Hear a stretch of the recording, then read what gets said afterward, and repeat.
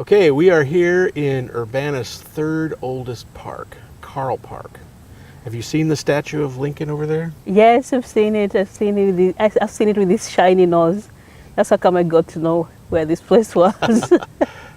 Would you like to introduce yourself to us? Yes. My name is Anne Lutomia. I am an international student here. I'm doing my doctoral studies. I'm from Kenya. And I'm a novice poet. I love poetry, and of late I've started writing a lot of poems. Apart from that, I'm just interested in many things that I infuse into my poetry. I'm interested in social issues, life, people, spirituality, out of space experiences, just everything here. And I'm also looking back into my childhood and life, and all these things that I'm interested in getting infused into my poetry. Mm-hmm. Yeah. I wonder if you would read the poem about the gizzards. Yeah. I remember reading that and thinking that was a fine poem. Yes. This poem is interesting because, yes, it looks at family, but it also puts me at, it looks at myself as this transnational woman and the affordances I get, and how I can stand and look at my culture and how it's changing. I like this poem because I published it with the Journal of Gender a while ago. I had been thinking about it for years because I came to the US, now it's 15 years, and the first week I came to the US, I started eating this part of a chicken called the gizzard. I had 2 Kenyan roommates, and we bought it every week, and we ate a lot of it. And it's interesting that I'm talking about eating it because at home we never ate it. I am from Kenya, and I come from the Luya community, and women are not allowed to eat gizzards. So this is what intrigued my thoughts, and I got to write it I was writing it 12 years after living in the US. Yeah, so I'll read it. It's my turn to eat the gizzard. Grandma never ate it. Mama never ate it. Aunt never ate it, but I eat it. Women are not supposed to eat it. Only men can eat it. They take turns to eat it. If Baba is not around to eat it, Brother 1 will eat it. If Brother 1 is not around to eat it, Brother 2 will eat it. If Brother 2 is not around to eat it, Brother 3 will eat it. If Brother 4 is not around to eat it, Brother 5 will eat it. My turn to eat it will never come, but in faraway towns and cities it comes. I can buy, cook it, and then eat it. I can order it and eat it. I can eat it in private and in public spaces. I can eat it anywhere and everywhere. This delicacy that I'm forbidden to eat, crunchy and tasty it is. Finally, it's my turn to eat it. It's my turn to eat the gizzard. That's very nice. Yeah.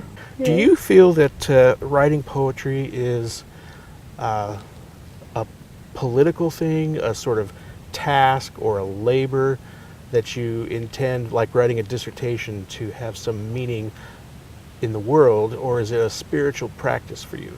Is it something you do as a meditation? Yeah, I do all of that. For me, I write political poems. I write some because I'm at a spiritual space, and I also write some because I want to interrogate some tension that I'm feeling. Mm-hmm. Yeah, so it becomes a space for doing all that.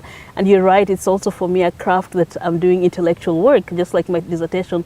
Indeed, I've seen myself, when I get the dissertation writing blockade, I write my poems. Yeah, mm-hmm. On different issues.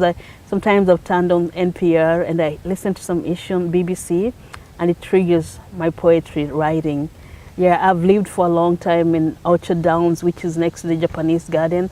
And sometimes I go for a walk and I'm inspired about what I want to write, even environmental issues. When I wake up in the morning and I'm hearing the chirping of the birds, I could write something about that, you know. So yeah, poetry hits on so many levels of my life as a human being. Yeah, mm-hmm. Yeah. Talk to us about the word you use, trigger. Trigger has kind of a negative connotation these days. But you say something triggers the poem. Talk to us about how it goes from being, say, a bird song to a line on a piece of paper. Oh yeah. So yeah, trigger here. I'm using it as a metaphor for this nice. It can be any sentiment that comes out of you being at a place and something happening, and then you start thinking about these issues. So for me, what happens with my poetry is that I have a notebook that I write my poetry in, and immediately I start. I am, say, inspired by a butterfly, or I'm inspired by birds.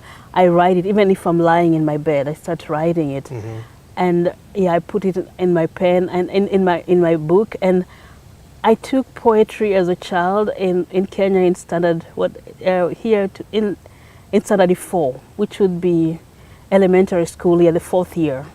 And I liked poetry here. So then we're just repeating what the teacher is saying. By the time we go to 6th, 7th, 8th, we're learning, we're seeing various poems by British people in the Commonwealth. And when we go to high school now, we're learning styles of poems. So I kind of go to learn of onomatopoeias, simile. So all these mechanics of poems. Yes, so I go to learn them. And I'm also inspired by the fact that I speak other languages. So I speak Swahili and I write poems in Swahili and French. And when I took French, I read some poems in French. So I also rely on those styles that I've seen people write in those languages. And when I'm putting it down, I'm inspired by that. But when I did poetry in high school, I did not, for example, interface with, say, tanka or the Japanese style of writing poetry. So I kind of like to playfully learn that. I've not honed that, but I like to play with that because they're short, and they push you to think about what you're putting down, because you have to listen to the sounds, So yes, then when I write down and I read it to myself. And sometimes when I'm excited about my poem, I send it to a friend of mine who is my sounding board, and sometimes she doesn't say anything much. Sometimes she's excited about it. What kind of excites me about poetry sometimes is when I have a task to do. Say there's a journal that requires a poem, and therefore they tell you that, we're going to be publishing around this issue, so I have to put my thoughts around it. For example, I have a poem about African women and robots that I wrote, and it was inspired by the fact that BUA, which is from the George Soros Foundation in South Africa, wanted us to write poems around women and work, African women and work.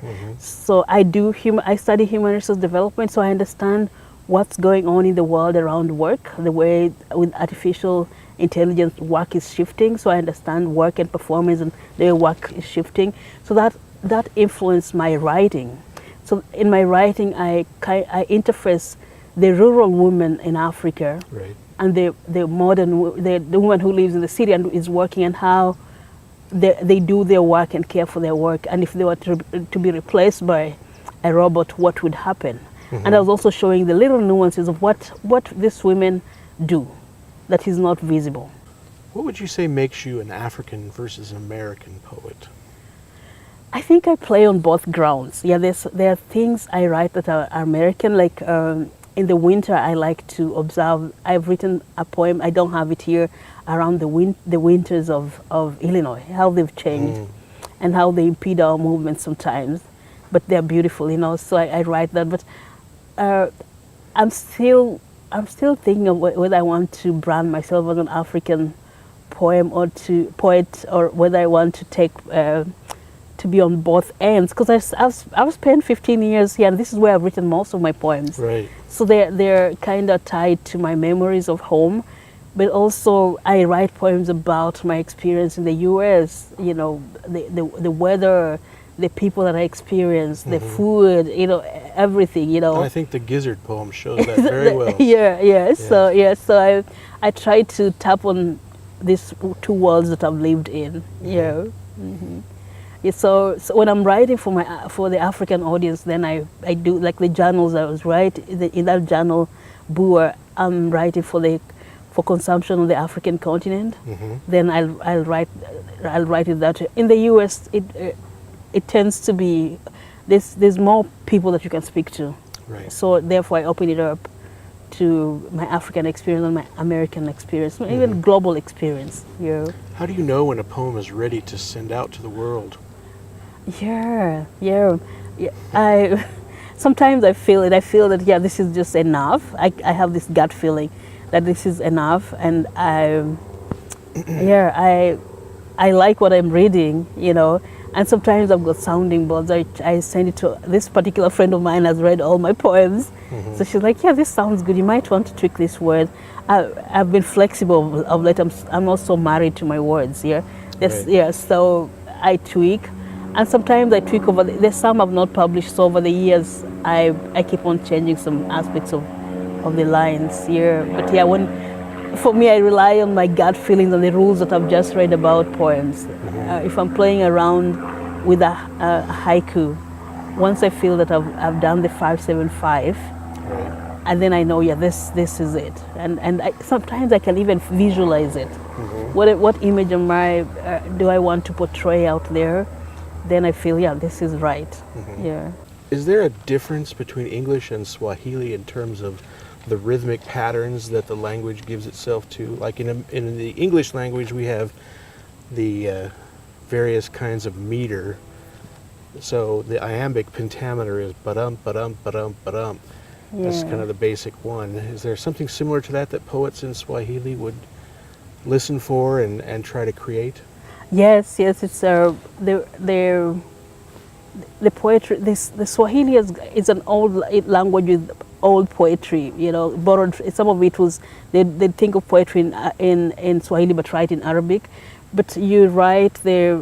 It can be like ta ta ta, comma, then ta ta ba. There are many patterns where it can be the inside that looks alike and then the outside is different, or you can have them the same pattern, or it can be outside, or it can be the bottom line can be the one that is different. So there are many styles. There's styles where there's two lines, 3 lines, 4 lines. Yeah, then there's the free verse too. Yeah, but it's a very interesting language to write in, and it's also helped me to, when I'm working on the haiku, or when I'm starting to understand more the English way of writing poetry. So my roots in Swahili really, and the structure that is there enables me to understand the structure in English writing, and then Japanese That's very style. interesting. Yeah. We know so little about language in other countries, I think, Yeah. and the poetry that those languages produce. Yeah. So one last question for you. Yes. 50 years in the future, what do you want to be remembered as, a poet or a scholar? That's an unfair question. As both. As both. In the next 2 years, I'd like to publish my own poetry book. And I'd like to do more poetry work. I'd like to write my poems in English, Swahili, French, and Luya. And also be a scholar. When I finish my PhD, even my dissertation, I'm infusing in some poetry. So I'm always straddling both worlds. Yes, I love poetry. I forgot to tell you this. My uncles used to write when I was 6, 7, 8, and 9. My uncles would write to the national radio station their poems. They were in Swahili, and on Friday we'd listen to the poems, and they say, "You have to listen to my poem. I've written a poem." And that also, it's kind of made me to like poems, because people in the family were writing poems, and they were being read on the national TV, national radio. Right. Yeah, I grew up with the time of radio, so I still listen to a lot of radio. Very good. Yeah. Well, Anne, it's very great pleasure to meet you. Nice to meet you and too. talk to you for a little while. I hope Yeah. that we can cross paths in the poetry community Yes, more frequently. I feel very pleased to be interviewed by a poet laureate in the community. I hope to be one day.